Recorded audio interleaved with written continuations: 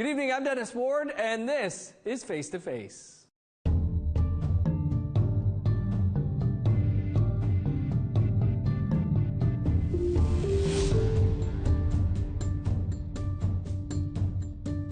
Our guest this week is Leah Ballantyne. Leah is from Matthias-Calome Cree Nation in northern Manitoba and is the first person from the community to become a lawyer. Leah is also a 60 Scoop survivor. She's also a director on a number of boards, including the First Nations Health Authority. Leah, thanks so much for being with us. Great to have you here in the studio. Thank you for having me. It's wonderful to be here. As we mentioned, you're a survivor of the 60 Scoop. Can you tell us a bit about your journey? Yeah, well, you know, I grew up here in the city of Winnipeg, and I was adopted when I was just 11 days old into a Scottish family. But growing up here in Winnipeg, I always wondered when I was taking the bus to school or downtown, you know, if I'd see a Native person on the street, maybe I would be related to them. And I had no idea of knowing, but it was a thought that I remember having since my childhood. And so luck would have it that I was able to get my status card, and then the department told me if I want to find out who my family is, that I would have to get membership and ask the community. So I wrote a letter to the Matthias-Calome band and got a response back from the chief at the time, who said, send me some photos and I'll help you find your family. And so I did that, and he gave me a phone call one day, and then he says, I know who you are and you need to come home. And it was such a foreign concept to me. I didn't know what home was, or I've never been up north, but that ended up being my uncle, late Pascal Biggity, who was one of our lifetime chiefs. So yeah, I was able to, through my 60 Scoop, find my home and find my family and reconnect with the community. Now, you were, from what I understand, at a very young age trying to locate your family. I was. So in my youth, I grew up in Transcona, and then in St. Boniface. When I was growing up there, I went to school at St. Mary's Academy, and that was one of the times where I was always on a bus and transitioning through downtown Winnipeg and looking at different people and wondering if I could be related to them or not. And so around the age of 13, I really, with the help of my adopted family, started looking, and I connected with the Repatriation Society, who did what they could with the non-identifying information that I had. And I was fortunate that I actually had quite a bit of information. My birth mom had the wherewithal, first of all, to register me with my own status number. And secondly, she gave me some reasons why she wanted me to be adopted into a Scottish family with two parents. And she also let me know on the birth record that both my grandparents were registered Indians, and that my father also came from Puckatawagan. So having that bit of information is really what helped me figure out the rest of the story and how I would go about finding my family. Yeah, we're very lucky to get some of that, for sure. Yeah. As we also mentioned, you became the first person to become, and the only person, I believe, still so far, from Matthias-Calome Cree Nation to become a lawyer. Can you talk about the significance of that for you and for the community? Yeah, so part of the journey being a 60 Scoop, and then when I got reconnected with my family, had a lot to do with me learning about the overall Scoop itself, and that I you know, growing up, I kind of thought, why am I this lone person and adopted into a family, and why didn't my family want me, or what were the circumstances? And as I learned that the 60 Scoop was actually part of a process that started with reservations and the Indian Act and residential schools and day schools, then I realized I was part of something that was a separation that was going on through government policy. And at a young age, I remember being at a protest in Vancouver during the Oka crisis, and I heard National Chief at the time, Owen McCurdy, and also Grand Chief Joe Taquiro Norton talking about all of these things that have happened to our people. And it was then that the light went on, and I thought, you know what, if I want to make any change, I would like to advocate for changes in law and policy for our people. And that's when I decided that I would go to law school and become a lawyer. And so I did spend a few years in Puck with my family and working with the community, and then I figured when it was time to get ready to go back to school, I did that, and I went to UBC and graduated, and it is significant to be the only lawyer from the community. I am working right now on several different files with my chief and counsel, and I couldn't be happier than to advocate for my own family and my community. One of those things that you're currently working on with your nation is the Bringing Our Children Home project. Can you talk about the importance of that? Yeah, so that's part of C92. So our project we call Bringing Our Children Home. And we just started our community project, and we were delayed a few times because of COVID. But we were just in South Beach at the Broken Head Reserve this week, and we had about 50 community members. So it was all a leadership, all a chief and council, a group of about a dozen elders, and then other people who've worked in the community in CFS, or people that have been part of the CFS system or affected by it.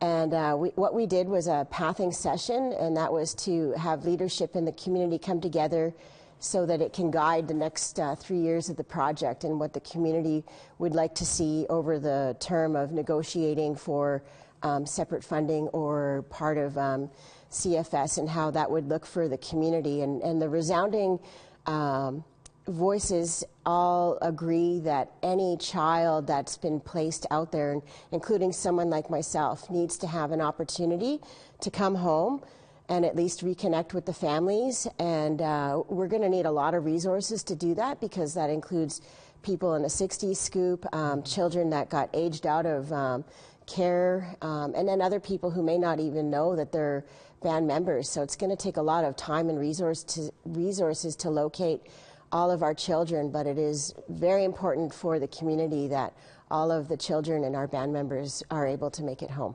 which is why we call our project Bringing Our Children Home. As a 60s scoop survivor and working on this child welfare stuff now, are you seeing the connections between the two there?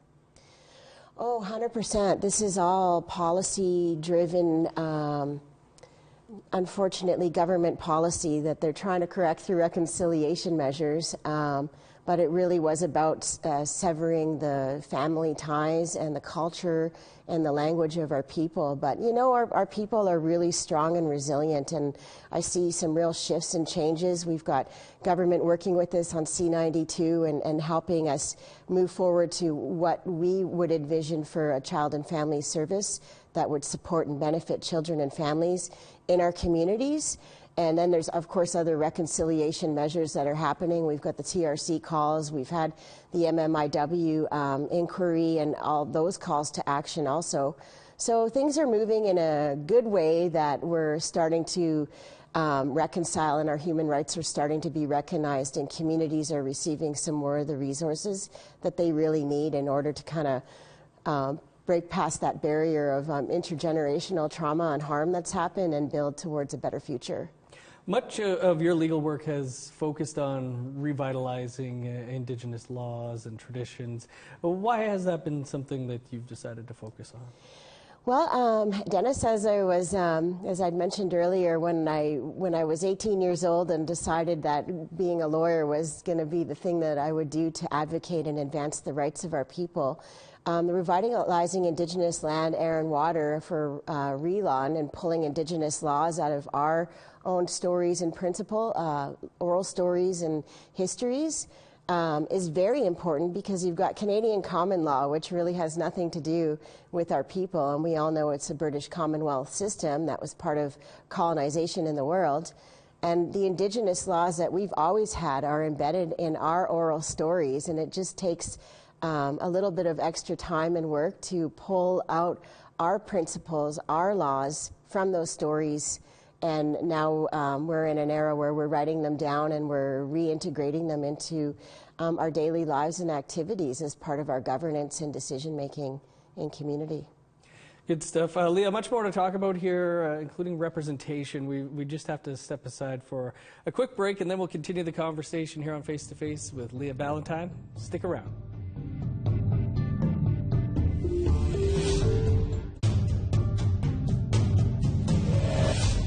Welcome back to Face to Face. Our guest this week is Leah Ballantyne, a lawyer and 60 Scoop survivor who's also been vocal about representation and those claiming indigeneity. And Leah, you know, there's been a lot of high-profile cases in recent years of people claiming indigeneity when that may not have been the case. Well, why is this something that you've been vocal about? Well, Dennis, it's a real issue, and I know that beyond academia, it's affected the arts and other areas where really high-profile jobs and people have used Indigenous identity to kind of move forward in an industry when they really didn't have the right to do that.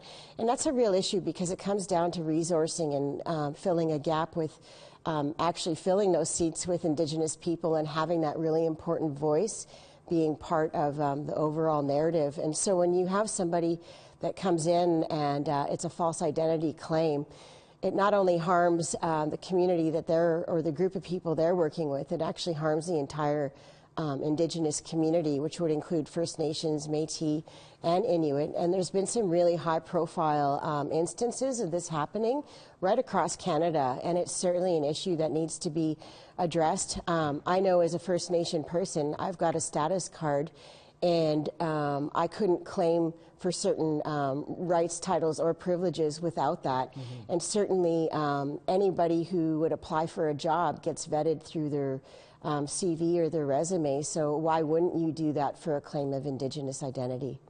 You would think, yeah. You were recently part of a forum that was on preventing, quote, pretendians from getting research dollars meant for real Indigenous scholars. You're kind of touching on it, but is that a difficult thing to try and achieve?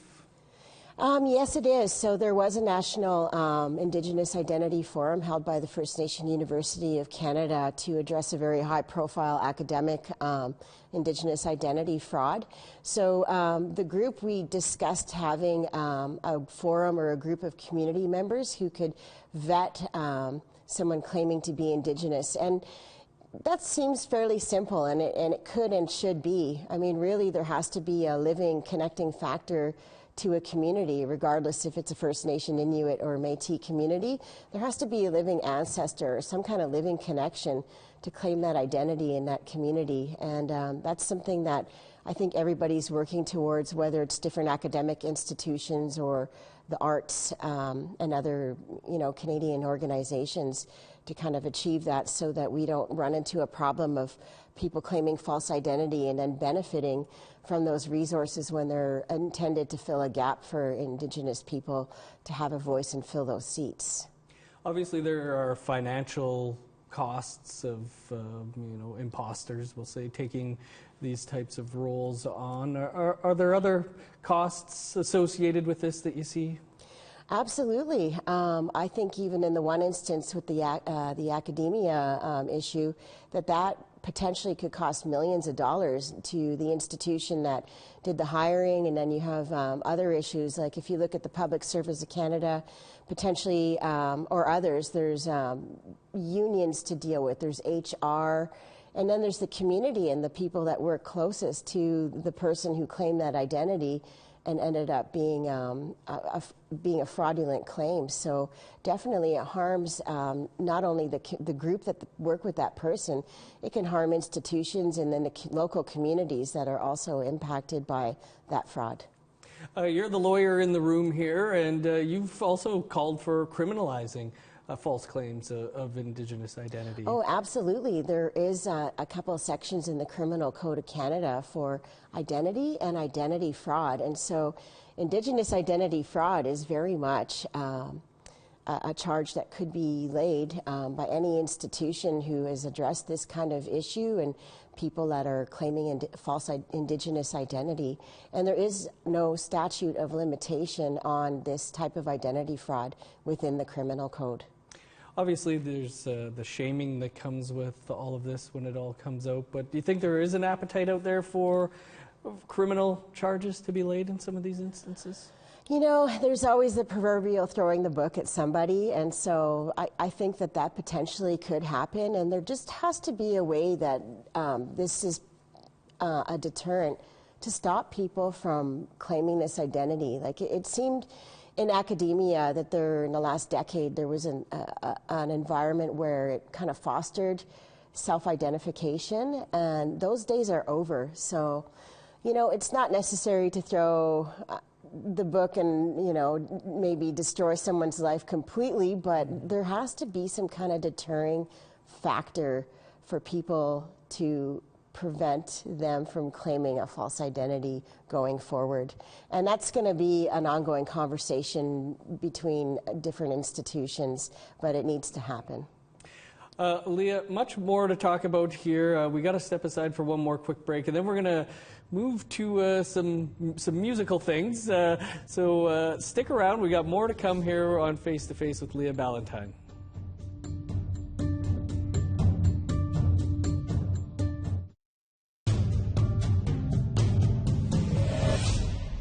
Welcome back to Face to Face. Our guest this week is lawyer and 60s scoop survivor Leah Ballantyne. But we're going to talk about something a little different, and that's the Grammys, which you recently attended in Vegas. Maybe a little on how you ended up going to the Grammys.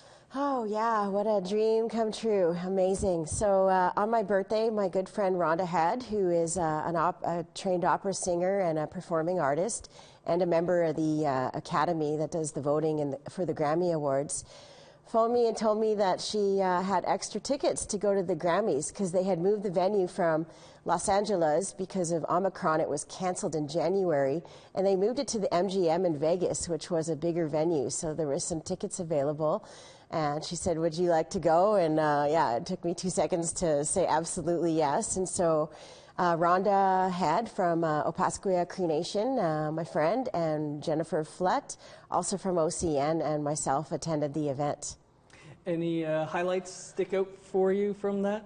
I would say the whole weekend was a highlight, but just all of it, getting the tickets, getting ready, going downstairs and seeing all of the industry, you know, the music industry. So not just the A-list artists, but their performers, their backup dancers, the producers, everybody involved in the industry. It was just amazing energy to be in that room. Everybody was dressed. It was a black tie affair, so we were all in gowns, and it was beautiful. But I think the highlight of the night was when we walked the red carpet. Rhonda didn't tell us, but she had brought a flag with Every Child Matters.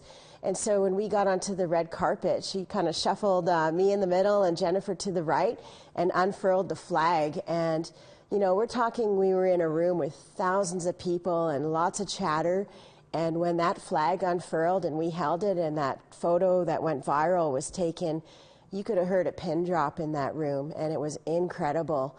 And then I could hear chatter around the room, people saying like, oh, is that about Ukrainian children? What is that? Oh, I think it's about the industrial school, the Native Americans going, I think it's that. And I could just hear these little conversations. And so I know that the awareness that was raised even from having that moment at the Grammys to advocate for, you know, bringing our children home and Every Child Matters, it was really powerful. It was a wonderful moment. Absolutely. What a great message for 3 Cree gals to take down to Vegas and to the Grammys. While we're on the topic of music, can you tell me about what's Really Rez?